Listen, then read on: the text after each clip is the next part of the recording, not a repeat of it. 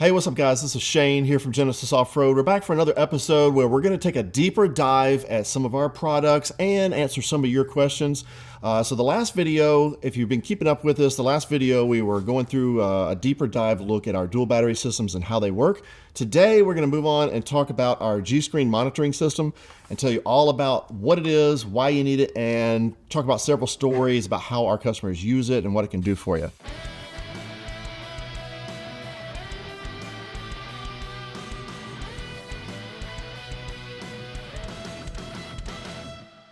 So back on the line with me again for this episode, we've got Mike on the line, our customer service manager. Hey, Mike, how's it going? Hey, y'all. How are you? I'm well. So, Mike, today what I want to do is just take a closer look at, why we even have the G-Screen, what it's for, what it's doing for the customers, and then we'll talk about some of the, the stories that you hear on the phones and the emails from our customers about how they're using it and how some other people can use it to benefit them, along with the dual battery system, right? So, when we first launched the dual battery system, right out of the gate, we had customers asking us, hey, the dual battery system is cool, but how do I keep an eye on the status of my batteries? How do I see the voltage levels? So that's why we came out with this little screen. And when I was designing this, I really wanted to buck the trend of, I think the trend these days is bigger and bigger screens. All the screens in the vehicles, on your dash, your iPads, your iPhones, all the screens are getting bigger and bigger, but I wanted something as small and compact as possible to fit in a variety of locations in the vehicle, so you can have some flexibility with where you put this. So I wanted to come up with a product that had a really small footprint. The screen itself is approximately 1 cubic inch. Then there's a ribbon cable that goes to our little, what we call our interface module box. This is kind of the brains. This is what receives the information coming from the dual battery kit, converts that into a language that the screen can display. Okay, so this is just a little 1-inch LCD. And the way this works is when you plug this in, you've got a single cable that goes from our interface module back to the port under the hood on the dual battery kit. So you've got no wiring to hook this thing up, right? Mike, our whole shtick is that we want to make things easy for you. And, the customers just don't like touching wires and having to break out the wire strippers and all that and figure out how to wire this stuff up. So we just wanted to keep it simple. So that's what we were going for. All right. Well, people love the versatility of it, how small it is. It's always interesting to see where they find places to put the thing. Well, what does it do? Yeah, so the G-Screen does a few things for you, right? So obviously it's going to show you the voltage level on each battery independently. It'll show the main battery voltage and the aux battery voltage as you tap through the screen. It'll also show you the status of the isolator to tell you if the batteries are connected or disconnected.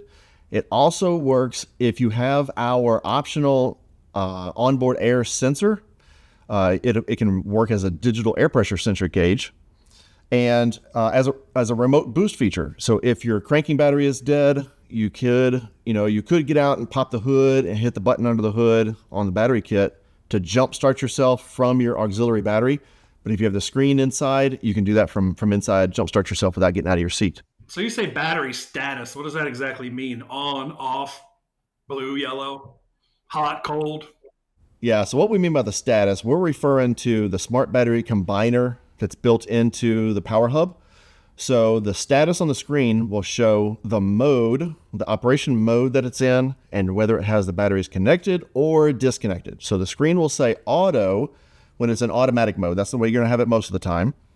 Or it'll say boost on if you've got the batteries manually connected together, like for jump starting yourself, or it'll say boost off if the batteries are manually set to separated, so you do not want the batteries connected at all.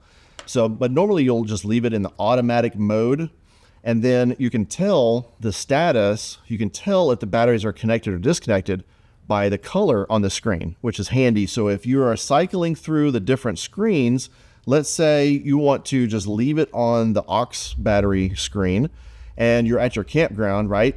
You can come by and just tap the screen in the window at your campsite and tell just from the color if the batteries are still linked together or if they're isolated. So if the backlighting is yellow, that just means that the batteries are separated. If the backlighting is green, that tells you the batteries are still charged up, still fully charged up, and they're still linked together. So they're going to be linked together until they drop below about 12.7 volts, which is still pretty high.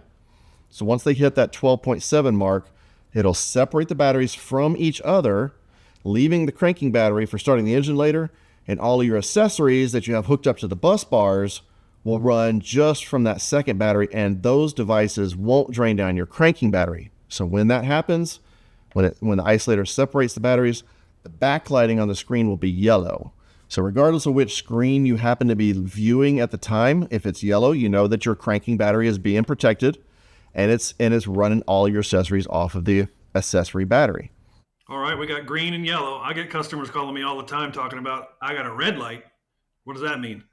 Yeah, so if either of the batteries drops below 12.0 volts, the backlighting will turn red, and it'll also blink red a few times a minute to get your attention. So the backlighting is only going to be on for about 45 seconds or so, and that's so that you don't have that bright light from the dash glaring in your eye at night. If you're at your campground and you notice out of the corner of your eye, hey, what was that flashing red light inside the vehicle? If you walk by and you see it blinking red, that just tells you that one of your batteries is below 12.0 volts, and it's probably a good time to go ahead and crank up the engine to help charge the batteries back up. Now, we also have a real detailed video that you can watch on all the details on how the screen works and how to switch between the automatic mode and the manual mode to connect and disconnect the batteries. So we got a real detailed video on that here. But I want to talk about some other use cases. So yeah, we get a lot of calls from people that like to tell us, how they enjoy the G screen, how it saved their life, how they utilize what it does.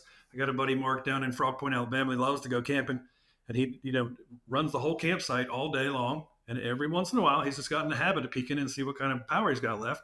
Does he need to crank up the engine? Does he need to find some sunshine for his solar? But I mean, it's like another tool that he uses. He has his lights, he has his stove, he has the CPAP, he's got the diesel heater running. He has to see how much power, because when you, just like a fuel gauge, you got gas, you use gas, you have to know how much you have left so you know when to refill. And so when you camp, and it's a lifesaver. It really is almost critical to know how much power you got left, or you just run out and everything shuts down and you're kind of in jam. Yeah, I mean, speaking of being a lifesaver, I mean, I remember talking to a customer named Anthony a little while back who told us a really interesting story. He was in a situation where he was way out in the middle of nowhere camping. I think he was up in the Washington state around, what's that big mountain up there in Washington called? Anyway, he was out there camping and got way out remote at a pretty lake site and ended up with a dead cranking battery somehow, and he was able to press the boost feature, link his batteries together, and jumpstart his cranking battery.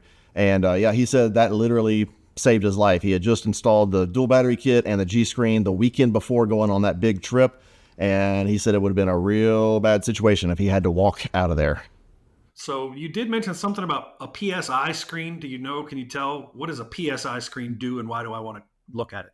Yeah, so going back to the digital air pressure sensor, that is an optional add-on for the G screen. So if you are running an onboard air compressor and you want to keep an eye on your air compressor status to make sure it's working properly, you can get our digital air pressure sensor that will screw into a standard 1/4-inch MPT fitting on your air tank or your manifold. Then there's a single cable that comes up and plugs into the small port on the interface module. And again, just like with the whole system, there's no wiring. So this is the only air pressure gauge on the market that you do not have to run an air hose, a pneumatic air hose, from your compressor all the way through the vehicle and up the dash and plug in the back of one of those big round gauges. That's kind of the old school way of doing it, and having to figure out, the whole wire harness, and it's troublesome because you end up with air leaks, and then it's kind of difficult to get back behind the dash to fix your air leaks. Our system is completely digital, so it's a sensor that screws into the air tank, plugs into the interface module, and as soon as you plug that in, then the next time you cycle through the screens, it will show a PSI reading to show the pressure in your onboard air system. Now, if you don't have the sensor plugged in, that screen just won't show up, but as soon as you plug that in and cycle through, you'll have that new screen show up there.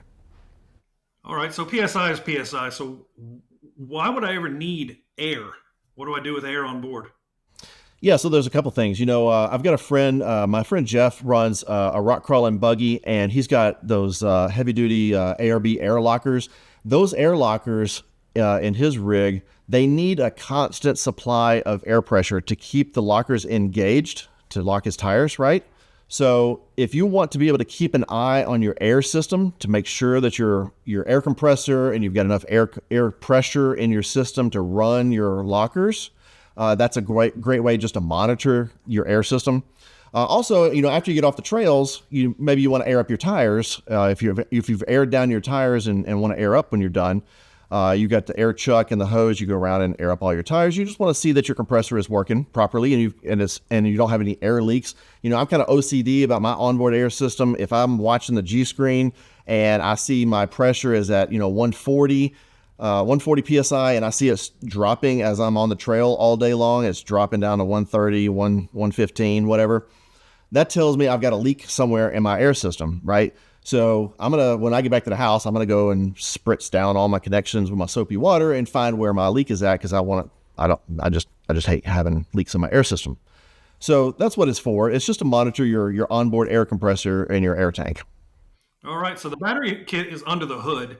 You're talking about putting a screen inside. How does that even work? Yeah, so you're going to take this. The kit is going to come with a 13-foot long wire harness. So this end is going to plug into a port built into the power hub. You're going to route this through the engine bay and inside the vehicle and just route it up to where you've got your screen mounted. So a lot of people will mount it either on the dash close to your knee, close to your left knee on a lot of the Toyota vehicles, or on the A-pillar in the Jeeps, or up overhead on the JL and the Broncos. We usually put it up overhead close to the rearview mirror. So there's a variety of ways that you can install it. All right. Well, I've got a couple people call and say they got a switch panel in the A-pillar. Their knees are always riding too close to the dash to be useful. Is there any other place you can put the thing? Some even have like the active cruise or the active lane assist stuff in there above the mirror. Is there anything else you can do with it? Yeah, I mean, we've got some really creative customers. We've seen customers 3D print their own little mounting bezels, or even take a little plastic hobby electronics enclosure box and mount it into that. And then they would put a little screw and use a ram ball mount system, which is real popular, like for cell phone holders. So there's a variety of ram ball mounts on the market for different vehicles. And they would mount that, kind of hovering over the dash or down in the center console by the cup holders. Being so small, you can really get creative if you want to. Now we have detailed install videos on our YouTube channel too for how to install this in a few specific vehicles, but you can get as creative as you want to on how to install it. Also, our friends over at S-Pod, they make the nice aftermarket fuse box assembly for adding your devices that you need to control with a switch inside. They make a really nice clean switch panel that goes over the rearview mirror in the Jeep JKs that has a spot for mounting the G screen right there. So that way you don't have to drill any holes in the dash. They also make a G screen mount for the Tacomas too. There's a little change pocket on the dash close to your left knee in some of the Tacomas. S-Pod makes a little blanking plate that covers that up, and you can put the G screen, and they also have a ram ball mount for mounting the touch screen that goes along with the S-Pod. So that's a really cool option as well. So there's a variety of ways to mount the screen in the vehicle. I've had customers come, they call in. We're so lucky to get customers to call in and tell us success stories. Folks go traveling and they come back to the airport, find a dead battery, push the button, and off they go. We have folks deployed or off to basic training or something, come back to the vehicle, battery's dead, push the button, and there they go. Our kit can't stop parasitic draw from the vehicle. The computers need to stay on. Your radio stations need to be preset, and they don't go away. Your seat needs to stay in the same spot. So there is a draw. And sometimes you get back from where you've been, and the engine won't start. So we get customers all the time calling up and saying, it was not quite literally, but it's a lifesaver. It really changes the day when you have such a terrible situation with such an easy solution. Yeah, that's a great point. We hear that a lot from the guys that are deployed overseas a lot. They come back after several months and their cranking battery is dead, but it can happen even quicker than that. I talked to a guy named Wayne recently on the phone who has his Jeep parked at his vacation house. I think he has a house in down on the beach, and leaves it there, and they go on the weekends down to their beach place, and they pull the Jeep out of the garage and drive it right around the corner down onto the sand by the waves, and they want to listen to the radio all day. And, he wants to be able to peek in the window and see when it's time to charge the battery back up. So that's a great case. But, for those vehicles that sit for a long time, like you said, the dual battery system doesn't prevent you from having a dead battery, right? All of your factory circuits always run from your cranking battery. So that means your radio station presets and your security system and your remote entry antenna, all that stuff has a little bit of a draw on your cranking battery. So it can, you can end up with a dead cranking battery. And all of your aftermarket accessories that are hooked up to the bus bars, if you get a little parasitic draw, power steps are a common power draw. Stereo equipment, security equipment, aftermarket stereo and security equipment are notorious for having power draws. So you can drain down your accessory battery too. So it doesn't prevent you from having a dead battery, but the G screen at least will show you what's going on when you get in and you can't start the engine, right? So if you get in and you just can't start the engine, for whatever reason, first thing you want to do is, well, is it my batteries? I don't know. Let's take a look at the G screen. Well, it says my main battery is at 12.5 and my auxiliary battery is at 12.6. Well, if you can't start the engine, at least it's not a battery problem, right? So maybe you can do some other troubleshooting and figure out what's going on from there. But at least the G screen gives you a point to start from to see what's going on with your vehicle. It's important to notice too, like you say, you can always manually combine the batteries whenever you need to. If you need to jump start, if you need to just combine them for whatever reason, they have extra capacity. But the G screen also allows you to manually disconnect the batteries from each other as well. In a situation where maybe you want to charge the battery, but you want to focus the charge into one battery. In a situation where you have a parasitic draw, but you wouldn't be able to necessarily determine it with them combined. So you want to separate them semi-permanently until you figure out where your draw is coming from. Is it the cranking battery? Is it the accessory battery? So it's important to be able to disconnect and connect them from just a touch of a button. You don't ever have to get out of the cab of the vehicle to do anything. You just press the button, hold it down until it says boost on or boost off, leave it go. That's right. That's a good point. We have a lot of people that run solar panels, like you mentioned. And if you're at a campsite for an extended period of time, maybe you want your solar panels all the energy from the solar panels to go directly into your auxiliary battery only. So, when you hook up your solar panels to one battery, if it charges that one up and our system, the smart isolator, sees that battery full, it'll link the batteries together and the solar panel can flow over to the other battery. But maybe you want all of your energy from your solar panel to only go into your auxiliary battery to keep your camp gear and your fridge running as long as possible. Maybe you don't want the solar panel to go over to your cranking battery, right? Mike, didn't you have a customer who was kind of the opposite situation recently? Yeah, I've had a couple of folks who actually store their vehicle, sometimes in a cabin or somewhere that they aren't near there all the time, and they want to maintain that cranking battery because they, historically they just have every time they come dead battery, dead battery, dead battery, and it's all due to maybe a GPS, maybe a security camera, maybe just the radio presets, whatever, and the accessories aren't drawing anything. So they want to hook solar up to maintain the cranking battery only and not the accessory battery. So they flip the switch. They can focus all the energy into the cranking battery rather than the accessory battery. Yeah, that's a good point. So by setting it to boost off, it will manually leave the batteries disconnected from each other. You just want to remember that when you're ready to start driving again, you just want to remember to set it back to automatic mode, because while it's in boost off and you're driving, the alternator will not charge your auxiliary battery.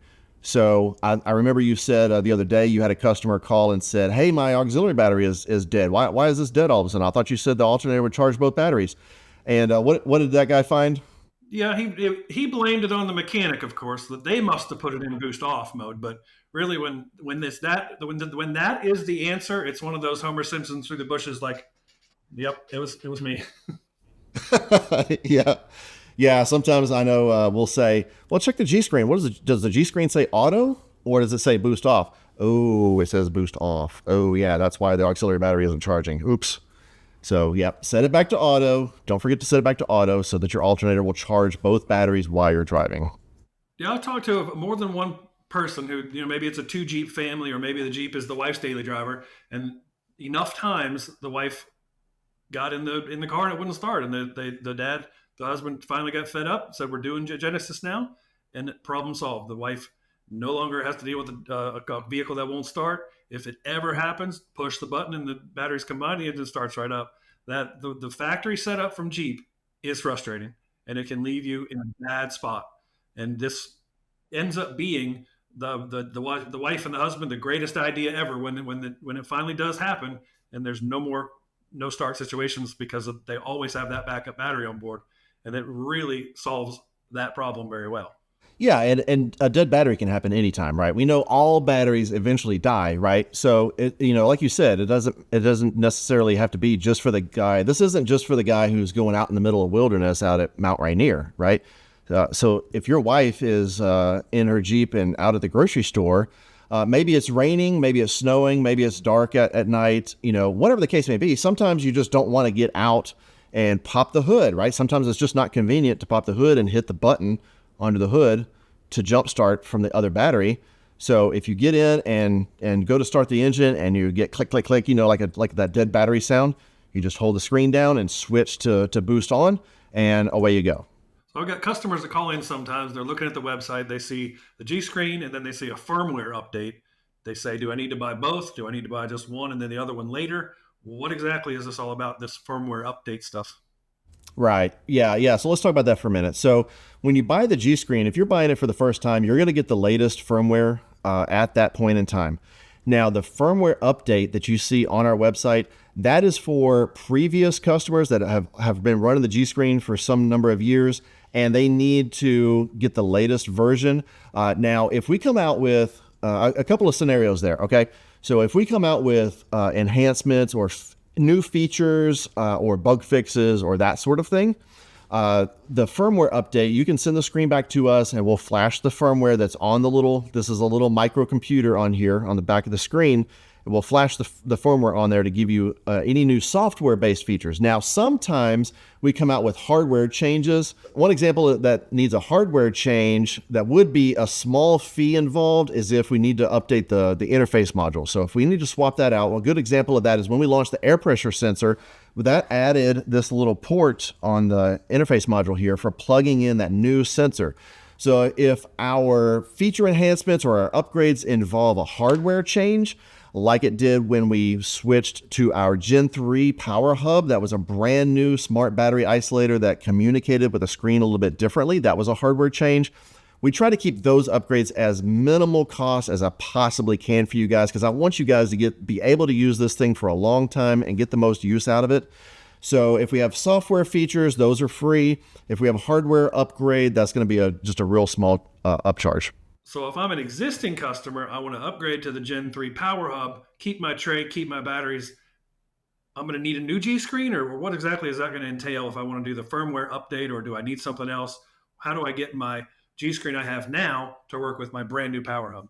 Yeah, that's a great question. We tried to keep that upgrade process as simple as possible. So yeah, if you have one of our earlier generation dual battery kits and you want to upgrade to our Gen 3 Power Hub, that's just taking the top off of your batteries and putting the power hub on there. You will need to do the firmware upgrade on that's shown on our website. And the way that process works is you're going to buy the power hub. You're going to buy the firmware upgrade as another item in your shopping cart. When you purchase the firmware upgrade, you're going to send your screen, your ribbon cable, and your interface module back to us, and we're going to send you directions on how to do that. When we receive it, we're going to flash the software that's on the screen. We're going to open up your interface module and do a hardware upgrade on the module itself. Then we're going to put them onto our test machine and calibrate. The screen has to be calibrated to the interface module specifically. They're a match set so that it will read the voltage accurately. Once we do that, we'll send it right back to you. And that process is usually very, very fast. If we receive your screen back here in the morning, we usually, most of the time, can get your upgrade flashed and tested and calibrated and shipped right back out to you the same day.